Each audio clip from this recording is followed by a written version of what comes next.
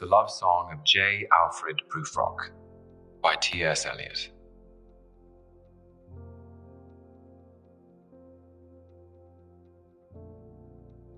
Let us go then, you and I, when the evening is spread out against the sky like a patient etherized upon a table. Let us go through certain half-deserted streets, the muttering retreats of restless nights in one-night cheap hotels and sawdust restaurants with oyster shells. Streets that follow like a tedious argument of insidious intent to lead you to an overwhelming question. Oh, do not ask, what is it? Let us go and make our visit. In the room the women come and go, talking of Michelangelo. The yellow fog that rubs its back upon the window panes, the yellow smoke that rubs its muzzle on the window panes, licked its tongue into the corners of the evening, lingered upon the pools that stand in drains, let fall upon its back the soot that falls from chimneys, slipped by the terrace, made a sudden leap, and seeing that it was a soft October night, curled once about the house and fell asleep. And indeed there will be time for the yellow smoke that slides along the street, rubbing its back upon the window panes. There will be time to prepare a face to meet the faces that you meet.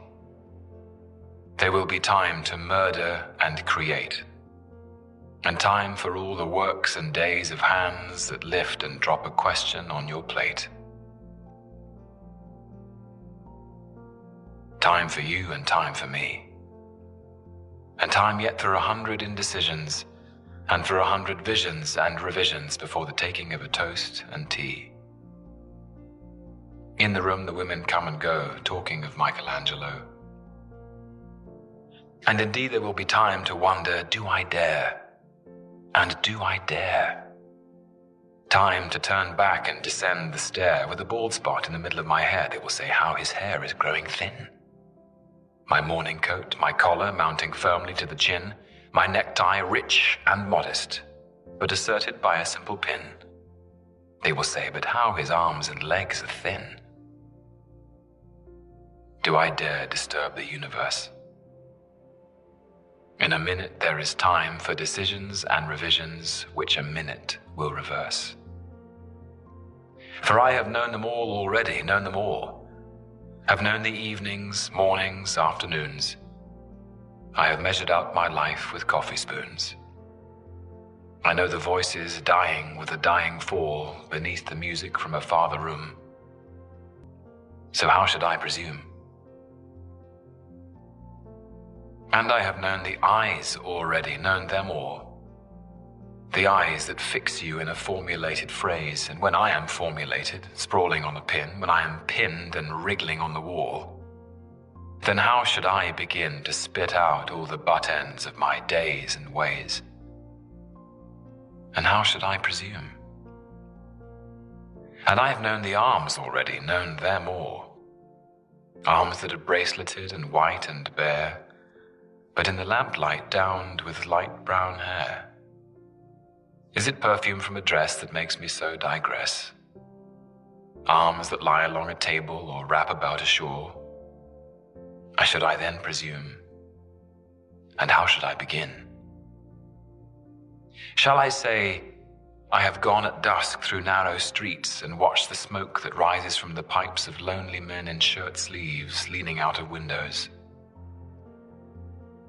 I should have been a pair of ragged claws scuttling across the floors of silent seas.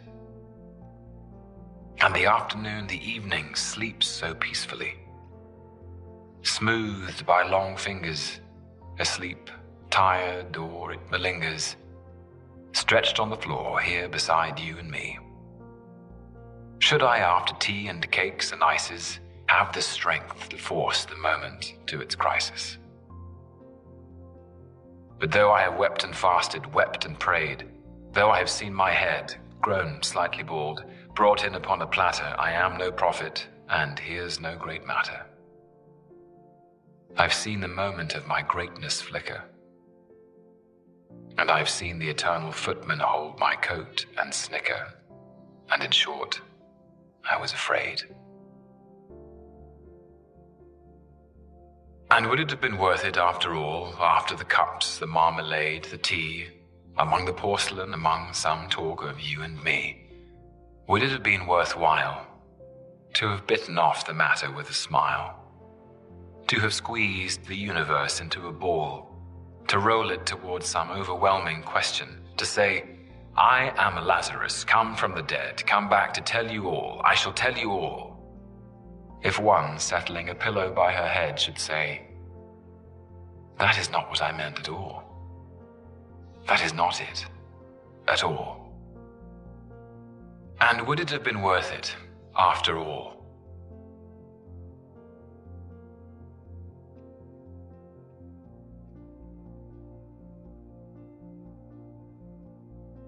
Would it have been worthwhile, after the sunsets and the dooryards and the sprinkled streets, after the novels, after the teacups, after the skirts that trail along the floor, and this, and so much more? It is impossible to say just what I mean, but as if a magic lantern threw the nerves in patterns on a screen.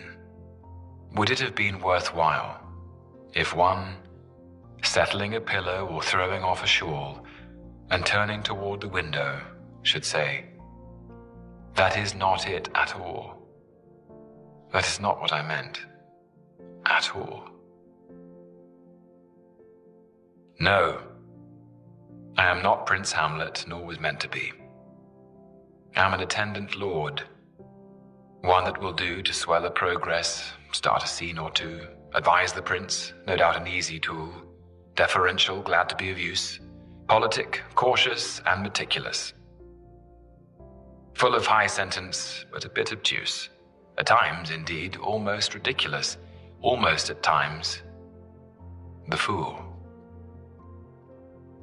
I grow old.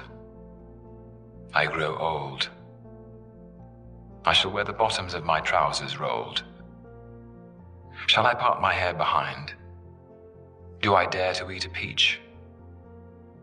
I shall wear white flannel trousers and walk upon the beach. I've heard the mermaids singing, each to each. I do not think that they will sing to me. I have seen them riding seaward on the waves, combing the white hair of the waves blown back when the wind blows the water white and black. We have lingered in the chambers of the sea, by sea-girls wreathed with seaweed red and brown, till human voices wake us and we drown.